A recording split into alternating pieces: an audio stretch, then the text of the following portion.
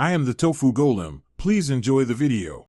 You'll begin by confirming your AirPods Pro 2 are actively connected to your iPhone or iPad and running current firmware. This ensures gesture features work.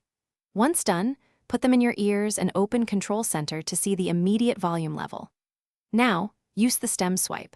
Lightly glide one finger up or down the flat touch surface to raise or lower volume. This is faster than toggling device buttons and gives you direct, incremental control without pulling out your phone. Next, focus on execution. Swipe up or down on the AirPods Pro 2 stem to make precise, small changes. Practice smooth, short motions for consistent results. If you need a larger jump, use the iPhone Control Center slider or the physical volume buttons on the device because they change system volume across apps. Also make sure Siri is enabled. You can say a % like, "Hey Siri, set volume to 60% for exact levels." Finally, check Settings Bluetooth. If you want to customize, press and hold noise control behavior.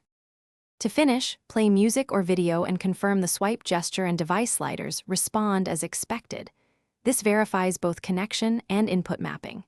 If something's off, first toggle Bluetooth or restart your iPhone or iPad. That often restores gesture responsiveness. If problems persist, forget the AirPods in Bluetooth settings and perform a full reset by holding the case setup button until the LED flashes amber then white. Then repair. This reset usually clears stubborn firmware or pairing glitches, so volume. Thanks for watching. Consider subscribing if we helped you today.